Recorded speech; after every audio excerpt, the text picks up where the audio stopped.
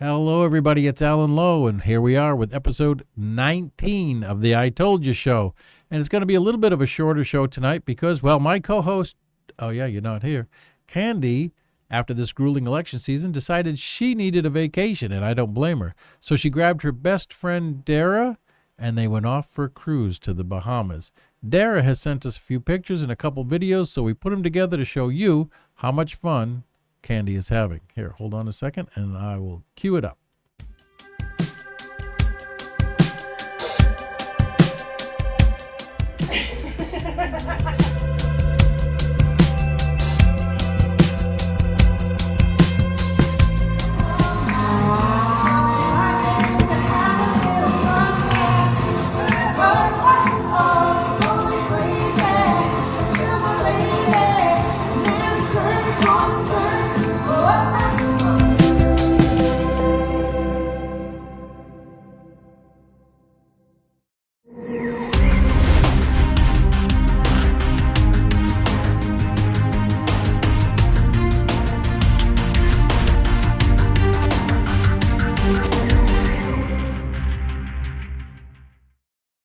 Well, Kandi, enjoy your well-deserved vacation. And Dara, thank you for sending those pictures in. It was pretty fun to watch what's going on. So we did have a very, very crazy election season. And now we have our new president-elect, President-elect Trump. And some people might not be as thrilled as I am. I think it's awesome that we have a new president, President-elect Trump, coming into office in January. Hopefully, he can pull the House and the Senate together to work with him and get our immigration issues and our economy and everything back under control. I sure would love to see fuel prices go down and so forth, but let's see what happens as we move forward. One of the other things that's going on is that we have a new city council. We have Ray Stevens, who won his seat. Congratulations, Ray. Ty Miller won his seat. Congratulations. I'd like to see you, Mr. Miller, come on into the podcast studio here and talk with us. Mr. Stevens has been in here before, and I'd like to see him come back as well. And we also have a new mayor. So this is great stuff. Hopefully they can pull the city together because we have a lot of flooding issues. We have a lot of infrastructure issues. We have water treatment plant issues. I mean, with the water treatment plant, we got an $80 million appropriations from Tallahassee this past year, and $79 million of it went towards building a loop road from the Matanzas Boulevard out west through the back of the westward expansion property down to about Royal Palm and back across. So $79 million is appropriated or appointed to go out there, and $1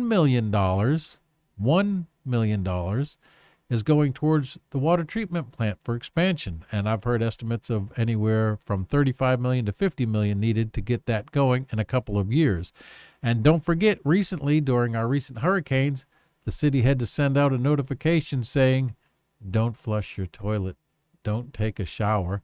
Why? Because our water treatment plant can't handle it. Why? Because they waited too long to expand it. And the money that could have been used for it is now out to build a road so that developers can develop the westward expansion.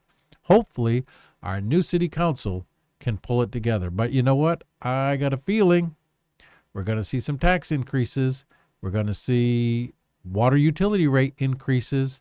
If you remember, this past spring, when our former city manager was fired, one of the reasons, and in an article that was written about it, that now former Mayor Alphen stated was that the previous city manager brought out information about increasing utility rates against developers and although it wasn't voted on, but also against people, that our water bill is going up. Well, you know what? It may not have happened during the election season, but I'm telling you right now, our water bill will go up. And there's no way that a current city council is going to be able to avoid it unless they can find money someplace else. And, well, Usually that's our pocket in one way or another. We have a failing infrastructure. We all know that. We have flooding issues. We know that. We have roads that are falling apart and need to be resurfaced properly. We know that. If you live on Florida Park Drive, especially on the north end, well, that's a disaster. And the westward expansion is coming at the expense of our infrastructure in the existing area. So hopefully the new city council will slow down construction towards the westward expansion and increase the attention and money that we need for infrastructure. Where they're going to get that money from, I'm not sure. But you can, they don't have money to spend unless it comes out of our pocket. So hold on for that one. One of the other things I'd like to talk about is the lawsuit that I had against the city to try to get the city charter amendment off the ballot. Amendment 1 to remove Section 3E. Well, the lawsuit failed. And interestingly, one of the things that the judge mentioned was that even though some of the wording in the summary on the ballot was nonsensical, if you wanted to Google it, and if you were, computer savvy, you could look up the city charter, read what the current 3E is, and make a decision from there. I don't agree with his decision, but it's okay because the amendment failed. Amendment 1 failed. And in a great part, it failed because a lot of people started getting information out there as to what was really going on. And what was really going on? Well, you were giving up your right to vote on how the city or how much the city can borrow and how long it will take to give it back. And when I say you're giving up your right to vote, right now, currently, well, it failed, but prior to the ballot referendum failing, the cap on how much money the city could borrow was $15 million.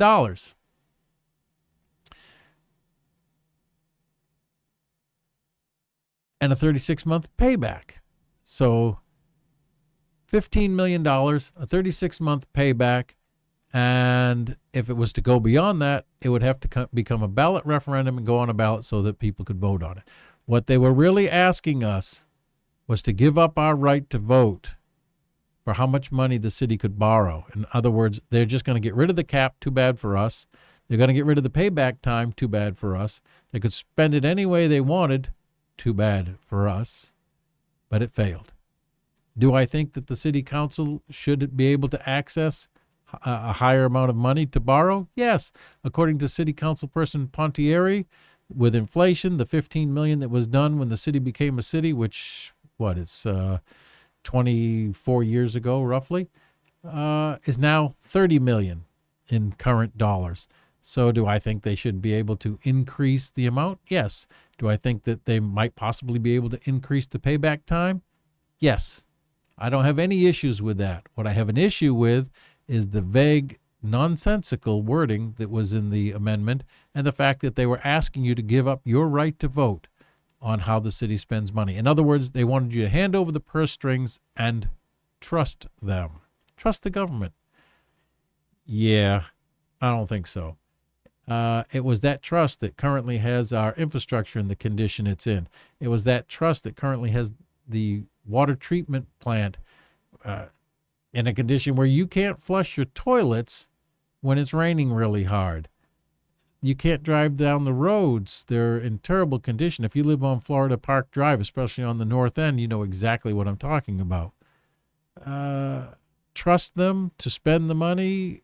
No. Yes, we hired them, voted them in as our representatives, and as our representatives, we asked them to do what we would do if we were there. But, trusting them with unlimited funds, unlimited payback time, that money comes from us. It's our money. Should they have more availability to them? Perhaps. A longer time to pay it back? Perhaps. But to give up our right to hold it back, to hold them accountable, to say no when their spending is going crazy, Yeah, I'm not going to give up that right. Sorry. So I'm glad that it failed. And in part, it was a team effort. It was a team effort. Ron Long kept putting out videos, excellent videos, describing what was going on. Ed Danko had door hangers put out, and they were put out on a few thousand doors to wake people up as to what was going on. I had the lawsuit. Yes, it failed. We lost the battle, but we won the war. And the lawsuit really was about the wording. I mean, they said that they needed to increase their ability, or you needed to give up your right to hold them back so that they could borrow money for things like emergencies. Come on, people. If we had a hurricane come through here and rip everything apart, do you think we're really going to sit around and try and sell bonds to raise money to fix whatever the hurricane destroyed? No. We're going to go to FEMA, we're going to go to the state, we're going to go to other federal departments, and we're going to try and get money to put our city back together again in case of an emergency like that. We're not going to sit around and spend time trying to sell bonds. That was part of the nonsensical baloney that they had on there. Another thing that was in the wording was that future residents would be paying this back. Well, you have to remember that the payback was going to be through property taxes, and property taxes are on everybody. So yes, future residents will be paying things back because it won't be paid if they had gone through. Future residents would be paying it back because the money that they borrow could be 15-year payback. But not only future residents would be paying it back, we'd be paying it back. Because if you're a property owner, you pay property taxes. And so it would be in your property taxes. We would be paying it back. Future residents would be paying it back. Tomorrow, each of us that are here today, tomorrow are residents in the future. So it's everybody. And it would probably be our children and grandchildren too. So the fact that it went down in flames, I'm very happy about. Should it be increased in the future? Probably. But I would not ever hope that people would be willing to vote to give up their right to vote on how the city borrows money. No. Can't do that. Can't do that. Can't do that. I'd like to go back to Trump for a second, though, if you don't mind. Let's think about this for a second. Kamala Harris was never elected into a national office. She was not elected as vice president. She was appointed. In fact, when she ran in a primary to run for president, she went down in the first round. Then President Biden, with, potential mental diminishment, stepped out of the race. And the Democrat Party put Kamala Harris in as their candidate, but she was not elected by the people to be put there. The only candidate between Trump and Harris that was elected by the people to be put into the office for President of the United States was Trump. And Trump won with the majority vote and the Electoral College vote. So whether you like it or not, Trump was the only legitimate candidate. And that's as far as I'm going to go with that. I think that if you can't agree on that, you need to look up the facts. She was never a nationally voted in person. She did not win a primary. She was appointed to everything that she had. So, okay. So city council, we have Ty Miller, we have Ray Stevens, we have a new mayor. I hope that they would come into the studio in the future and talk to you. Ray Stevens has been here before. Ty Miller has not, and the new mayor refused. But hopefully we can get people in here to talk, and we can understand the direction that they want to take the city. I think that would be fantastic. One of the other things that's going on as far as the Flagler Voice podcast studio is concerned is we are opening up to what we call referral partners. So what that means is that if you have a friend or an acquaintance or somebody that you've just met, and you think they would do great having a podcast to either get their word out or to advertise their business, then you recommend them to us. And in the future, in the not too distant future, there'll be podcasts put out to show you how to refer them to us. And when you refer them to us, if they come in and they pick up a podcast, well, you can get some residual cash from it, or you can get podcast time of your own. So on the side, you know, a little side job, a little side work, recommending people to come in here, you can get some money for it. And we also have other referral programs that we're putting together. We'll announce those in the not too distant future as well. The Flagler Voice Podcast Studio really is becoming a citywide information center. We average somewhere around 70,000 impressions every 28 days. It's incredible how quickly and how big this podcast studio has grown. We also have somewhere in excess of 100 videos that we've done, 100 podcasts, I should say. They're video podcasts that we've done that you would find on our Flagler Voice YouTube page. You can find them on our Flagler Voice Business Facebook page or our Flagler Voice Group Facebook page. You can also go to our website, which is flagler-voice.com. That's flagler-voice.com. You can go there. You can find links to everything that's going on with the studio, including links to all of our podcasts, which are on YouTube under Flagler Voice. So it's been great. It's been fun. 19 weeks, and we're growing like crazy. So I think that I'm going to go ahead and wrap up episode 19 now.